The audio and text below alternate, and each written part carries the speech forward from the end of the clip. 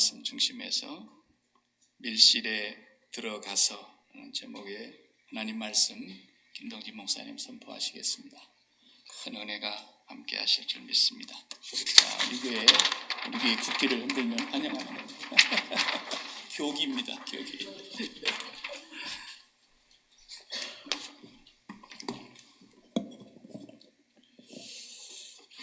제가 계산해 보니까 한 17년 전에 이곳을 떠났다가 20년 만에, 27년 만에 다시 이곳에 돌아와서 예배를 드리는 것 같고, 이 강대산이 아주 눈에 익는, 아주 손에 익는 강대산이라 친정에 온 것 같이 아주 따뜻합니다.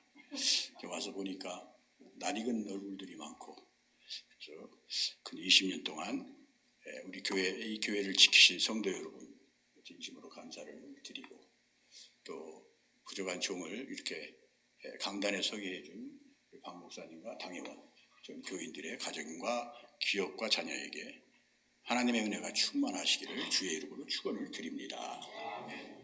기도하시겠습니다. 주님, 오늘도 부족한 종이 하나님의 말씀을 가지고 섰습니다. 부족한 종의 입술을 주님이 주장해 주셔서 오늘 만세전에 택하여 세운 주님의 백성들에게 주님이 하시고자 하는 말씀이 부족한 종을 통하여 선포되어질 수 있도록 성령의 감동으로 역사하여 주시옵소서. 예수님의 이름으로 간절히 기도드리옵나이다. 아멘. 제가 작년 12월 첫 주에 예배를 드리면서 후임 목사와 스위치를 하고 은퇴를 했습니다. 한 4개월 됐는데 팬데믹이 와가지고 가서 예배를 드릴 수도 없고 할 수 없는 그런 꽉 막힌 암과 같은 시절을 한 4개월을 보냈어요. 무슨 이유인지는 모르지만 하나님께서 제가 은퇴를 하고 첫 번째 평신도로서 예배를 드리는 곳을 이 제단을 선택해 주셨어요.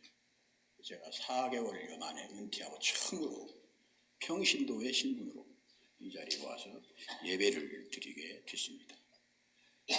제가 은퇴를 하면서 우리 SNS에다가 이런 글을 올렸어요. 제가 이제 나머지 은퇴를 하면서 목회를 정리하면서 두 가지 제목을 가지고 기도한다. 첫째는 성가대 베이스를 잘하는 성가대원이 있는 교회에 가서 성가대로서 죽을 때까지 잘 봉사할 수 있는 좋은 교회를 만나는 것. 두 번째는 내가 죽을 때까지 내 영혼을 맡기고 나를 잘 천국까지 인도해 줄 좋은 목사님을 만나는 것이다 라고 이렇게 SNS에다 올려놨더니 많은 젊은 후배 목사들이 박수를 치면서 열광하게 댓글을 달더라고요. 저는 설교를 안 하려고 생각을 했습니다. 은퇴하고 아주 평교회로 돌아갔어요. 가장 모범적인 평신도가 돼서 교인들에게 신앙생활은 이렇게 하는 것이다 라고 하는 일평생 목회한 경험을 가지고 교인들에게 본이 되는 그런 평신도가 되기를 원했습니다. 앞으로 지금도 그걸 가지고 기도하고 있고 또 그런 교회가 찾아지고 그런 초소가 저한테 찾아지기를 열심히 기도하고 있는데 이것을 위해서 열심히 기도해 주시기를 주의 이름으로 당부를 드립니다. 오늘 본문에는 두 가지의 공간에 대해서 이 얘기를 합니다. 하나는 초소고 또 하나는 밀실입니다. 여기서 초소라고 하는 것은 하나님이 계시는 곳으로 성전의 속죄소를 의미합니다. 하나님께서 그곳에 계시기를 기뻐하시지만 속죄소 안에 계시기를 기뻐하시지만 인간들을 심판하실 때는 그곳에서 나오신다고 오늘 성경 본문이 증언을 합니다. 밀실이라고 하는 것은 오늘 본문에 심판을 피해서 숨는 곳이다 라고 이렇게 정의를 해놨어요. 근데 오늘 본문 20절에 보면 밀실에 들어가서라고 했는데 이 말은 여호와의 심판이 임하는 동안에 동요되거나 낙심하지 말고 견고한 믿음을 가지고 하나님과의 지속적인 교제를 가지라는 뜻입니다. 선지자 하박국도 유다의 이 말 재앙을 예언하면서 파수꾼이라고 하는 안전한 곳으로 가서 그 결과를 기다리라고 이렇게 교훈해 줬습니다. 밀실은 어떤 곳이냐는 것입니다. 밀실을 국어사전에 이렇게 정의해 놨습니다. 남이 출입하지 못하게 하고 비밀이 쓰는 방이라고 이렇게 정의를 해놨어요. 다른 말로 바꾸어 얘기하면 감추어진 어떤 공간으로 피난처나 은신처를 의미합니다. 적에게 공개된 곳은 피난처가 은신처가 될 수 없어요. 밀실이 될 수가 없습니다. 이 꿩 사냥을 하다 보면 이 꿩이 도망가다가 지치면 머리만 숲속에다 콱 집어넣고 온몸을 드러내고 숨어 있습니다.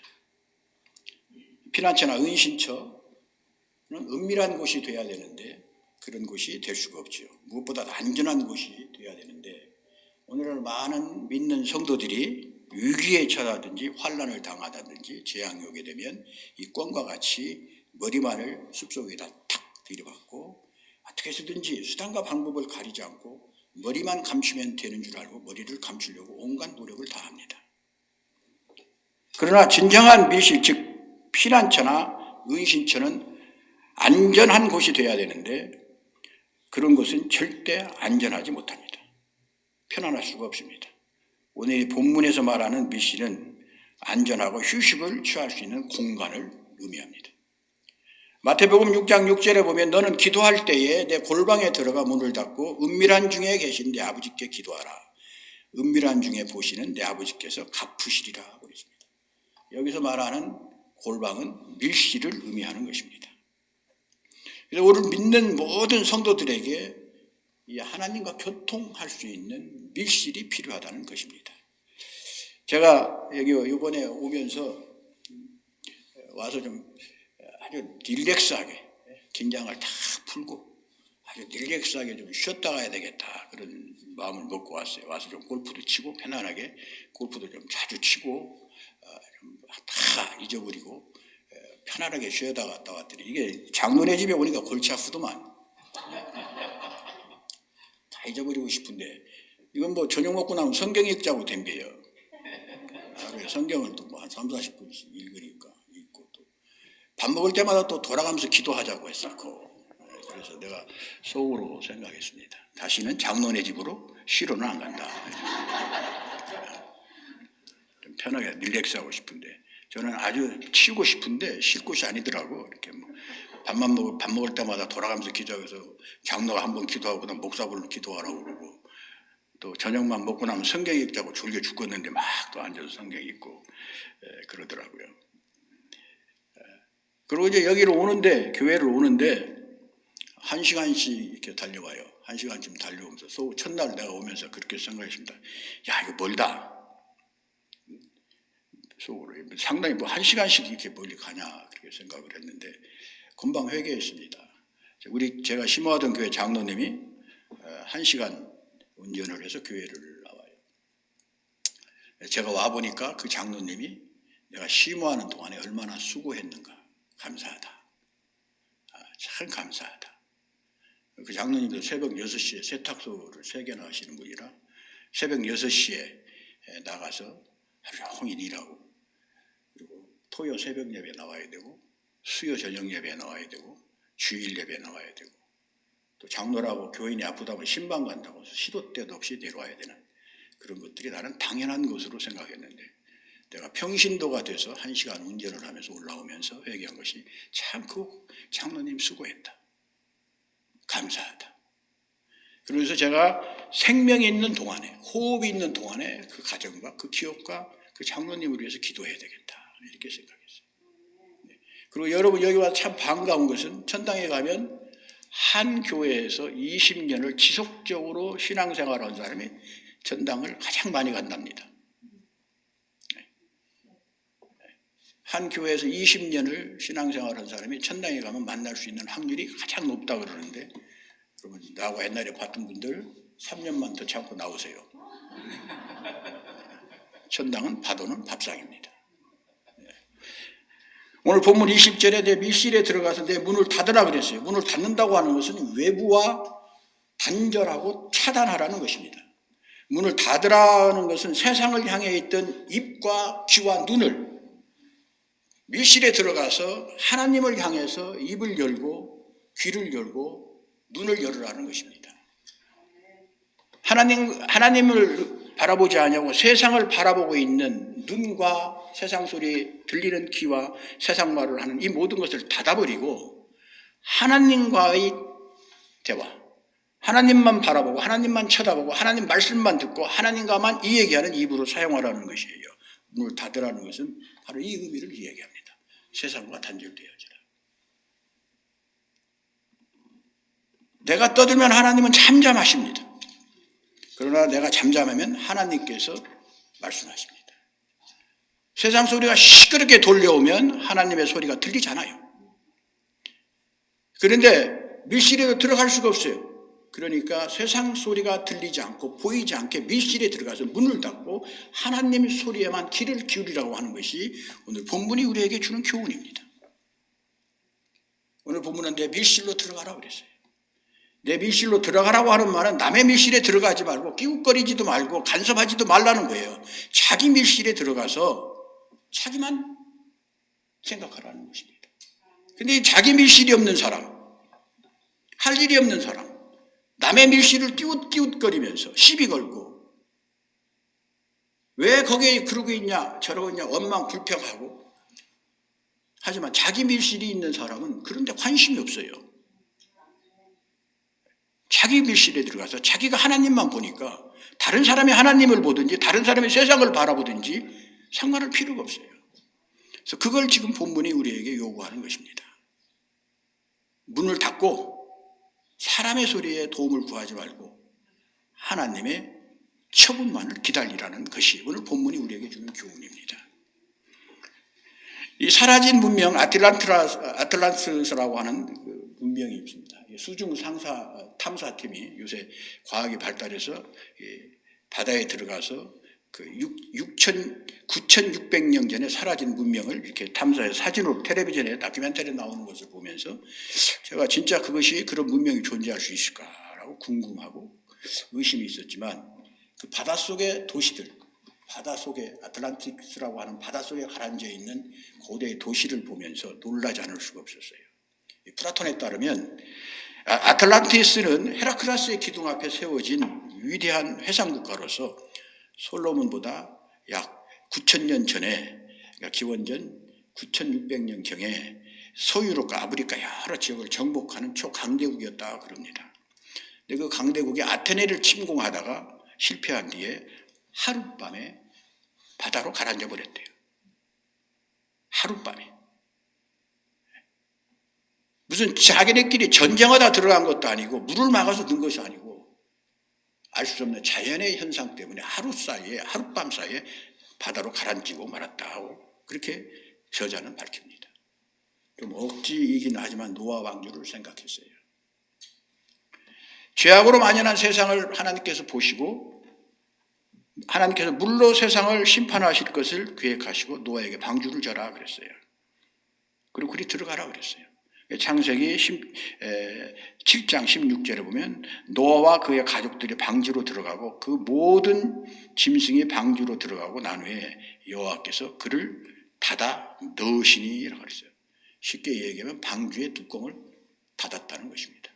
방주 문을 닫았다는 것입니다. 하나님께서 방주에 들어간 노아의 가족과 세상을 단절시켜버린 거예요. 문을 닫음으로 단절시켰어요.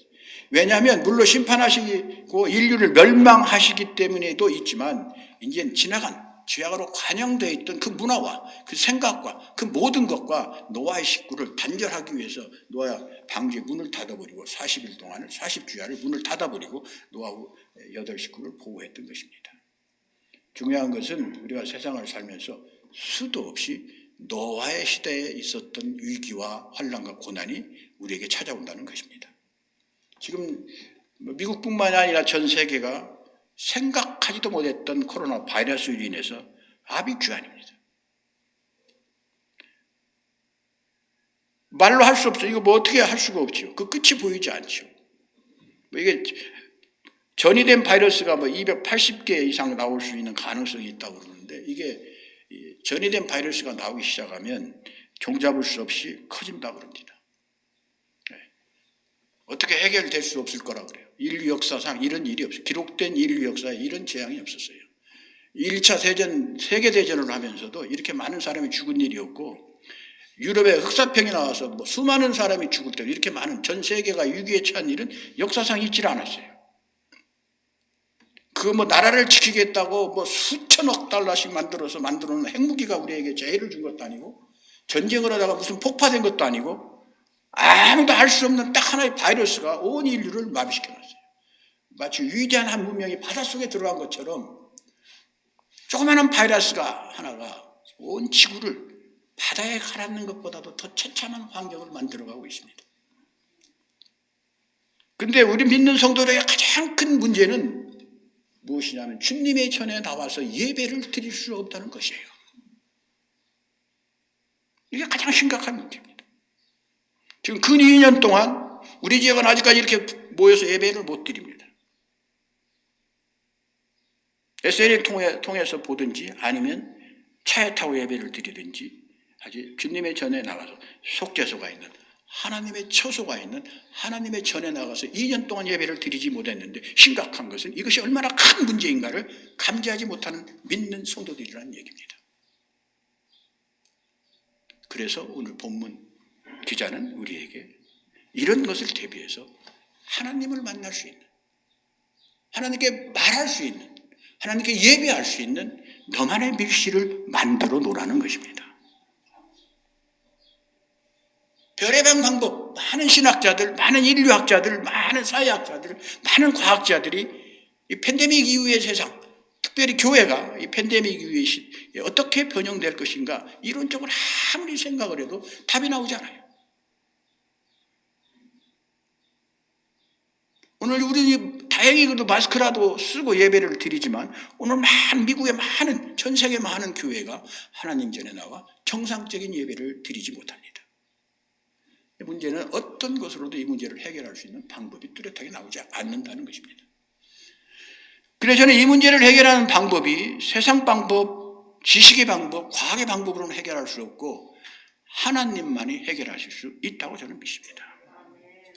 하나님만이 이 문제를 해결할 수 있는데, 하나님이 어떤 방법으로 이 문제를 해결할 수 있냐면, 내가 영적인 문제를 해결하면 이 문제가 해결되어진다는 거예요. 영적인 문에서 이 문제의 해답을 찾을 수밖에 없습니다. 어떻게 하면 영적으로 방법을 찾을 수 있을까? 어떻게 하면 이 절대적 위기를, 이 전인류적인 위기를, 개인적인 위기를 어떻게 하면 헤어날 수 있을까? 어떻게 하면 해결할 수 있을까? 성경은 딱 한마디로 얘기합니다. 기도 밖에는 다른 것이 없다. 기도란 세상으로 했던 나의 시선을 하나님께 향하는 것이에요. 사람을 바라보고 사람에게 사정하고 온갖 수단과 방법을 동원해서 그것을 해결하려고 했던 삶의 태도를 바꿔서 하나님을 바라보고 하나님의 손을 붙잡고 호소하고 하소연하는 것입니다. 이게 기도예요. 기도란 세상으로 향한 온갖 창문을 다 열어놓고 무슨 수가 없을까? 무슨 길이 없을까? 두리번거리고 세상 사람과 세상 사람의 모든 것에 귀를 기울이던 모든 것을 태도를 바꿔서 딱 닫아버리고, 노아의 방주의 뚜껑을 닫아버렸던 것처럼 닫아버리고 너만의 밀실로 들어가서 하나님만 바라보라는 것입니다.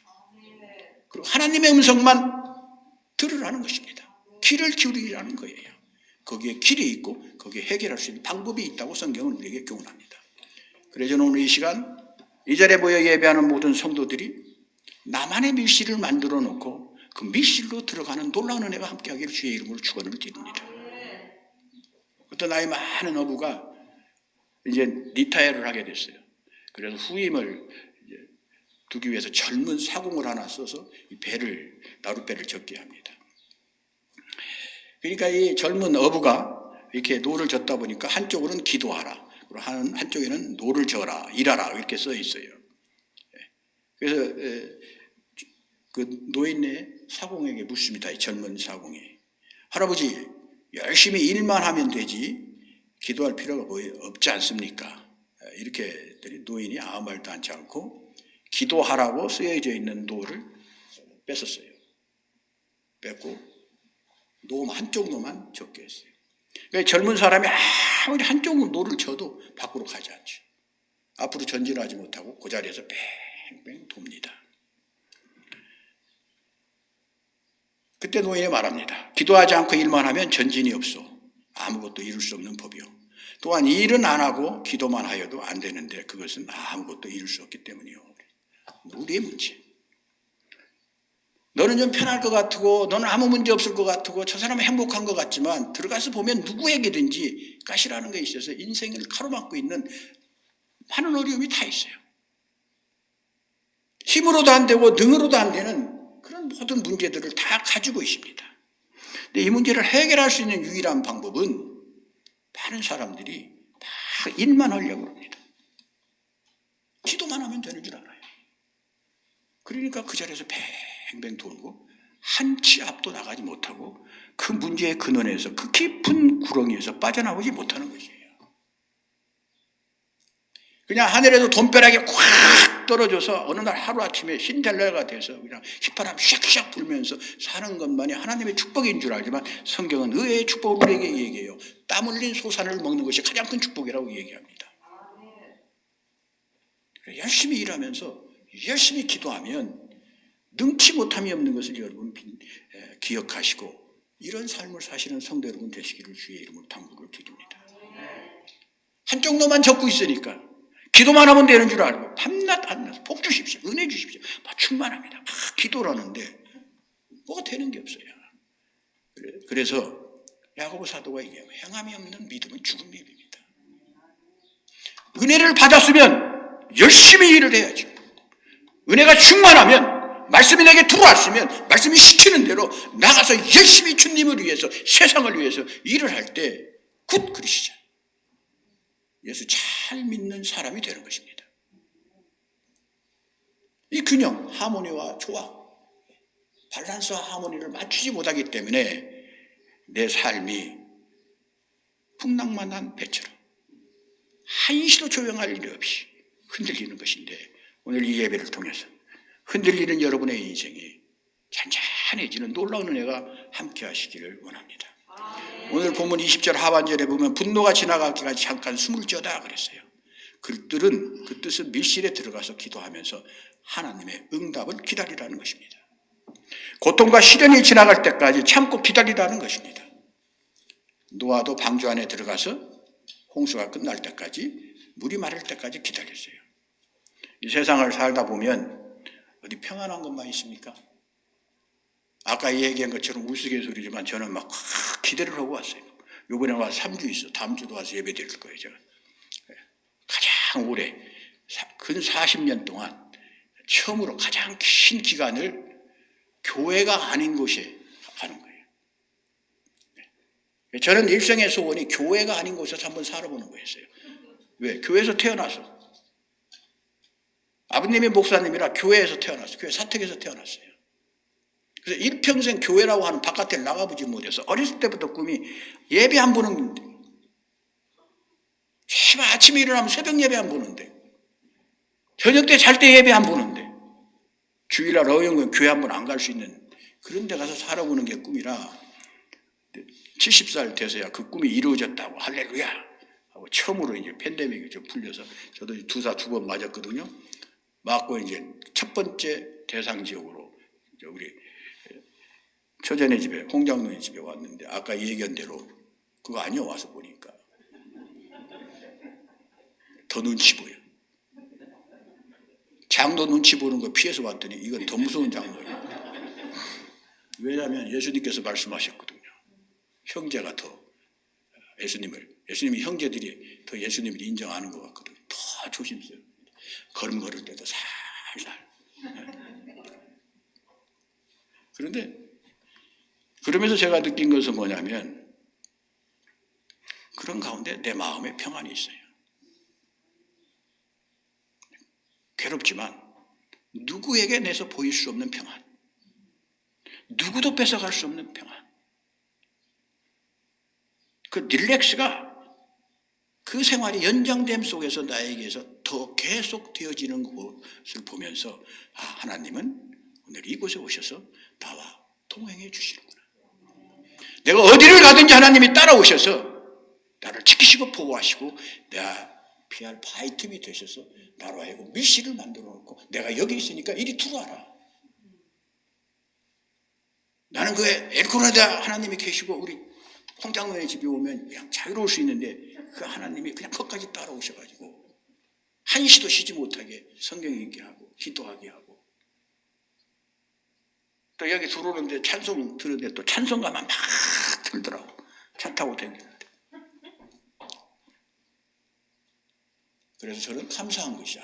하나님께서 여기까지 따라오셔서 나를 자기의 영역 가운데 가두시고 내 눈동자처럼 내 머리털까지 세시면서 나를 지키신구나 생각하니까 얼마나 감사한지 모릅니다. 오늘 본문은 그런 일을 만났을 때 밀실에 들어가서 무릎을 꿇고 기도하면 그 분노가 사라지기까지 기다리라는 것인데 이 기다림이 여러분에게 있어지기를 바랍니다. 절망이나 고통이나 환난이나 말로 할 수 없는 힘으로도 안 되고 능으로도 안 되는 세상사가 여러분 앞으로 딱 가로막고 있다면 기다리십시오. 기다리고 끊임없이 일하며 기도하면 하나님께서 언젠가 달리달굼할 때 나사로를 살렸던 것 같은 큰 충만한 은혜가 있어서 안 되는 거지만 회복시켜 주실 것입니다. 홍해를 가르던 이스라엘 민족 앞에 보였던 그 놀라운 기적이 여러분을 홍해보다도 더 큰 덩어리로 가로막고 있는 길이 열릴 것을 믿으시고 끝까지 참으시고 어떤 일이 있어도 원망이나 불평의 문을 닫아버리고 하나님의 처리를 기다리며 골방에서 밀실에 들어가서 하나님과 은밀한 대화를 하시면서 기다리는 성도 여러분이 되시기를 주의 이름으로 당부를 드립니다. 자, 영원한 밀실은 어디입니까? 여호와의 처소, 즉 하나님이 계신 곳이 영원한 밀실입니다. 내가 가장 두려운 것은 목사도 은혜를 받아야만 됩니다.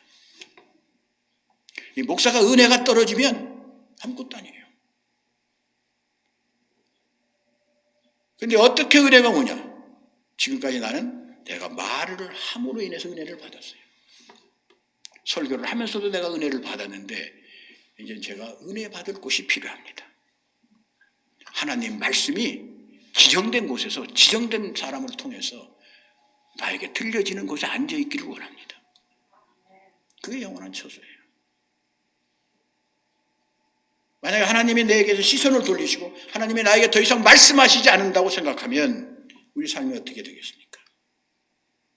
우리는 믿는 사람은 그것을 소망하며 바라보고 사는 존재들이에요. 하나님을 바라보고 하나님이 계신 영원한 밀실을 영원한 처소를 바라보고 그것을 소망하며 살아가는 존재들이 우리 인간이에요. 우리 믿는 크리스찬입니다. 그래서 다윗은 시편 32편 32절에 7절에 주는 나의 은신처시오니 환난에서 나를 보호하시고 구원의 노래로 나를 예우하시도다라고 노래했고 19편 114절에는 주는 나의 은신처요 방패라고 노래했던 것입니다. 다윗을 자신을 시기해서 죽이려고 추적해오는 사울을 피해서 들에서 자고 동굴에서 자고 차례스를 맞고 밤을 새울 때에 다윗이 겪은 불안과 고통은 이루 헤아릴 수가 없었어요. 그런데 그가 얻은 결론은 세상에는 안전한 은신처가 없다는 것이었습니다. 만약 그 은신처가 있다면 그것은 하나님의 품이라고 다윗은 깨달았어요. 그 힘든 고난의 시기를 보내면서 끊임없이 자기를 해하려고 오는 원수들에게 쫓기면서 그가 얻은 교훈은 주밖에 없나이다. 주는 나의 은신처시오 방패시라고 고백하게 됐는데 이 고백이 오늘 여러분의 고백이 되어지기를 바랍니다. 우리가 사는 세상 어느 한 곳도 안전한 거나 정말 평화로운 은신처나 피난처는 없습니다. 그러나 성경은 우리에게 주는 나의 생명, 나의 은신처, 나의 구원, 나의 승리라고 교훈해 줍니다. 사랑하는 성도 여러분, 영원한 은신처요 피난처인 예수 안에 머물러 있어야 평안이 있고 안정이 있습니다. 오늘 주님의 전에 나와 예배를 드려야만이 그 예배를 통해서 하나님께서 나에게 은혜를 쏟아부어 주셔서 내 마음에 평안이 있고 행복이 있어서 세상에 어떤 환난이 온다고 하더라도 어떤 시련이 온다고 하더라도 그것을 이기고 나갈 수 있는 능력의 사람이 되어서 다윗과 같이 고백할 수 있는 여러분이 되는데 여호와는 나의 목자시니 내게 부족함이 없으리로다. 나를 늘 푸른 촉가로 인도하시도다. 라고 하는 그 은혜가 여러분에게 임하는데, 오늘 이 예배를 통해서 이 은혜가, 이 하나님의 은혜가 여러분에게 임함으로 말미암아 평안해지는 은혜가 여러분에게 있기를 원합니다. 내가 내 스스로를 지키고 방어하는 것은 한계가 있습니다. 제가 아무리 잘 지킨다고 해도 어느 한 곳도 구멍이 뚫리고 담이 무너져서 아무리 이를 악물고 몸부림쳐봐도 실패되고, 아무리 운동을 하고 보약을 먹어도 병들어서 죽어요, 때가 되면. 제가 여기 처음에 왔을 때 나이가 40대였더라고. 그죠? 이곳은 한 40대 중반에 왔죠.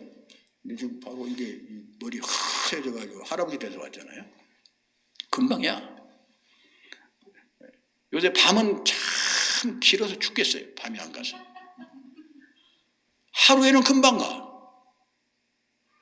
조금 전에 여기 와서 예배 보고 간 것 같은데 일주일이 금방 가서 또 왔어요.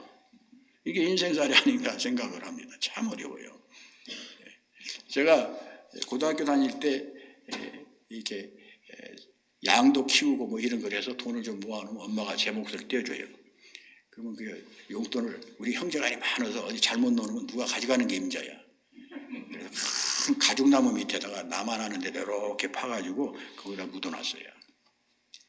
근데 제가 우리 집에서, 우리 교실에서 우리 집을 보면 다 보여. 신학교 있잖아요. 고등학교, 미션스쿨 고등학교인데 제가 공부하는 교실에서 우리 집을 보면 다 보여요. 그걸 묻어놓는 순간에 공부가 안 돼. 그거 누가 캐가는가 보면 마음에 안정이 없어요. 불안하고. 저거 누가 혹시 가져가지 않나 해가지고 학교 끝나기가 무섭게 가서 거기 있는가 확인하고. 그러다가 어느 날 아버지에게 제가 질문했어요. 참 괴롭다고. 그랬더니 그때 우리 아버님이 이렇게 말씀하셨습니다. 동진아, 어느 한 곳도 완전한 곳은 없다.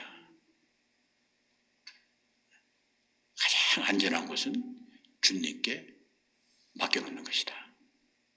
그래서 그 다음 주일날 제가 고등부 학생이었는데 고등부에 가서 건축원금이라고 써서 그걸 다 헌금을 하고 왔어요. 올 때 그 느꼈던 기분은 받은 자와 준 자만이 하는, 말로 형용할 수 없는 기쁨이었습니다. 그 기쁨을, 그 행복했던 그 기쁨을 누구와 나눌 수 있는 것이 아니었어요. 누구에게 말할 수 있는 것이 아니었어요. 근데 중요한 것은 그때 내가 느꼈던 그 기쁨과 그 평안함이 일생 내 목회 속에 기억되어져서 나를 견디게 하고 참게 하는 힘의 원동력이 되어졌다는 것입니다. 그런 은혜가 오늘 이 예배를 통해서 여러분에게 있기를 바랍니다. 무엇이 있으면 될 것 같아도 그 어떤 것도 우리에게 평안과 안정을 주지는 못하지만 주님께서는 우리에게 안정을 주시고 평안을 주십니다. 오늘 본문 21절에 보라, 여호와께서 그 초소에서 나오사 땅의 거민의 죄악을 벌하실 것이다 그랬어요. 내가 은신처로 피하면, 내가 밀실에 들어가 버리면 그 순간 바로 하나님께서 나오셔서 종횡무진 활동하시면서 내 앞에 장애물을 걷어가십니다. 원수들을 쳐서 물리쳐 주십니다. 벌할 것은 벌하고 멸할 것은 멸하고 물리칠 것은 물리쳐서 나에게 승리를 안겨주는데, 이 승리가 오늘 이 예배를 드리는 성도 여러분에게 충만하기를 주의 이름으로 축원을 드립니다. 오늘 이 예배 참석하신 사랑하는 성도 여러분, 이렇게 좋은 길이 있고 방법이 있는데 왜 내가 서들고 몸부림치십니까? 오늘 그 서들고 몸부림치고 애달파하는 것들을 다 오늘 주님의 전에 나와서 여러분이 앉아있는 그 좌석에 내려놓으시고 밀실로 들어가셔서 주님이 주시는 기적, 주님이 주시는 치료, 주님이 주시는 평안, 위로가 여러분에게 충만하기를 주의 이름으로 축원을 드립니다. 기도하시겠습니다. 주님, 오늘 우리가 살아가는 세상이 한치도 알 수 없는 어려움의 연속입니다. 그러나 주님이 나와 함께 하심을 믿습니다. 오늘 주님 전에 나와 예배드린 여러 성도들이 주님 동행해 주셔서 그들이 언제든지 주의 성호를 부르며 들어갈 수 있는 밀실이 되어 주셔서 그들을 지키시고 보호하시고 인도하여 주시옵소서. 예수님의 이름으로 간절히 기도드리옵나이다.